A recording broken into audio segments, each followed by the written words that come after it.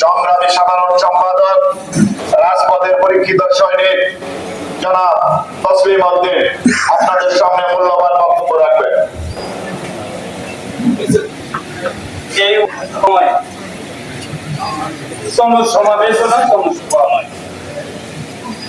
আমি শুধু দীর্ঘদিন বিএনপি হিসাবে, আপনারা এখানে অনেক মুরব্বী আছেন, আমার একটা কথা মনে হয়,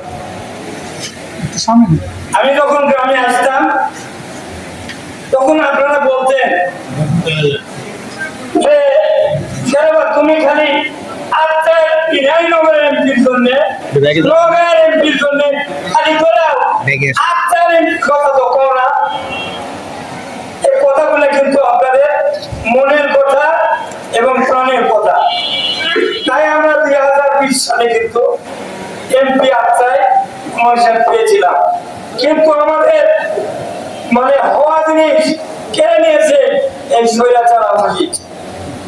আমি শুধু বলবো আপনাদেরকে, আজকের এই বৈঠকের সভাপতি আজকে আমাদের সাইফুল ভাই, এই ইউনিয়নের সাধারণ সম্পাদক, সাংগঠনিক সম্পাদক, এবং আজকে অনুষ্ঠানে আমাদের মাঝে যিনি উপস্থিত আছেন তিনি কিন্তু আপনাদের পরিচিত মানুষ, আপন মানুষ, কাছের মানুষ, এবং এই বিগত স্বৈরাচার আন্দোলন সংগ্রামে আমাদের সুখে দুঃখে এবং সকল সময় আমাদের সাথে সংগ্রামে উনি ছিলেন। আমরা অন্য কোন নেতাকে আত্মার মাটিতে আন্দোলনে দেখি, সংগ্রামে পাইনি। আমরা ঢাকাতে গেছি, সেখানেও দেখিনি, রাজশাহীতে গেছি, সেখানেও কিন্তু কাকু পাইনি। আজকে কিন্তু অনেক অতিথি পাখি আপনাদের মাঝে, আমাদের মাঝে চলে আসছে। তারা এসে কি করছে, মানে দেখাচ্ছে যে আমরা আছি। আমি জিজ্ঞেস করতে চাই আপনাদের মাধ্যমে, তাহলে এই 16 বছর আমাদের যেসব নেতা কর্মী আন্দোলন করতে যায়, জেল খাটলো, অত্যাচারিত হলো, বাড়িতে ভাত খেতে পারলো না, কবরস্থানে ঘুমালো, এবং মামলা হামলা বিভিন্ন বোঝা ঘাড়ে দিয়ে তারা জীবন কাটালো। একদিনও তো আপনি খোঁজ দিলেন না, আপনারা কেউ আপনারা কেউ খোঁজ দিচ্ছে না? কোন নেতাকে আমরা খোঁজ দিতে দেখি।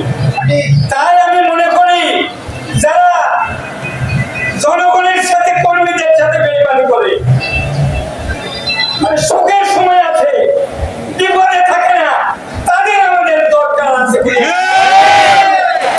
আমাদের সুখে দুঃখে আমাদের পাশে যিনি থাকবে তাকেই তো আমাদের প্রয়োজন, সেই তো আমাদের নেতা, নাকি?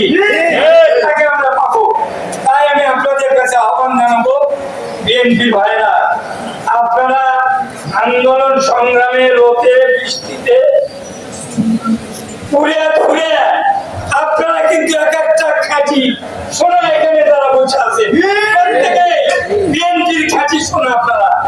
তাই আগামীতে আপনারা সঠিক সিদ্ধান্ত নিতে হবে। যারা আসবে মাঠকে বিভ্রান্ত করার জন্য দয়া করে বলবেন, মাঠে বিভ্রান্ত করেন না, আমাদের কর্মীদের মাঝে বিভ্রান্ত করেন না। যদি আপনি আসেন তাহলে কেন্দ্র হয়ে আছেন, থানা হয়ে আছেন, জেলা হয়ে আছেন, ইউনিয়ন হয়ে আছেন, ইউনিয়নের সভাপতিও জানেন না তিনারা এখানে ঢুকছে। তাহলে এটা দলের কোন নিয়ম শৃঙ্খলা ভঙ্গ করে ওনারা কিন্তু এই বিভিন্ন ভাবে দেখা যাচ্ছে যে অতিথি পাখির মতো ঘুরে বেড়াচ্ছেন। তো এই বিষয়টা সজাগ থাকবেন। আর আমি আপনাদের প্রতি উদাত্ত আহ্বান জানাবো, আগামী ভোট, আমার সোহেল ভাই বললেন কঠিন নির্বাচন, এই নির্বাচন বিএনপিকে মোকাবিলা করতে হবে। তাহলে আপনাদের এই নির্বাচনের জন্য সকল রকমের ভেদাভেদ ভুলে যায়, আপনাদের পরস্পরের মধ্যে ভুল বোঝাবুঝি থাকুক, দ্বন্দ্ব থাকুক, হাসাদ থাকুক, দলের সাথে আমাদের দেশের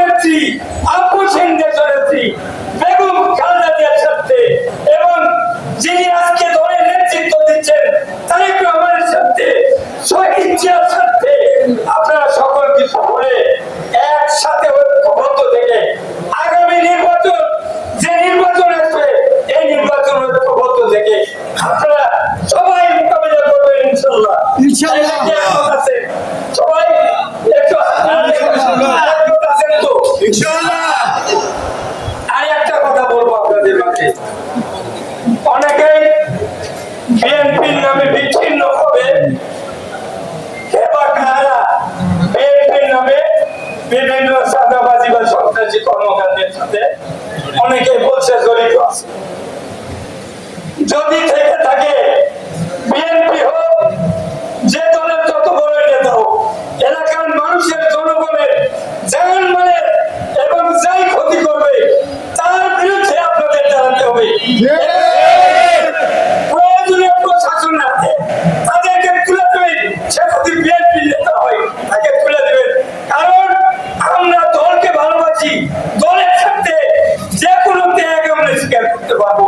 দুই একজন লোক মাঝখানের জন্য আপনাদের এই 16 বছরের কষ্ট, 16 বছরের আন্দোলন সংগ্রাম, এটা বৃথা যেতে পারে না। আমরা বৃথা যেতে দিব না। এই সকল সন্ত্রাসীদের বিরুদ্ধে আপনারা রুখে দাঁড়াবেন এবং প্রয়োজনে থানা বিএনপি আপনাদের সাথে থাকবে, ইউনিয়ন বিএনপি আপনাদের সাথে থাকবে এবং আগামী নির্বাচন আপনারা অত্যন্ত সঠিকভাবে জনগণের সাথে থেকে পরিচালনা করবেন। অতীতের মতো কিন্তু নির্বাচন নয়, এই নির্বাচন কঠিন নির্বাচন, জনগণের সাথে থাকবেন। সবাইকে আমি ধন্যবাদ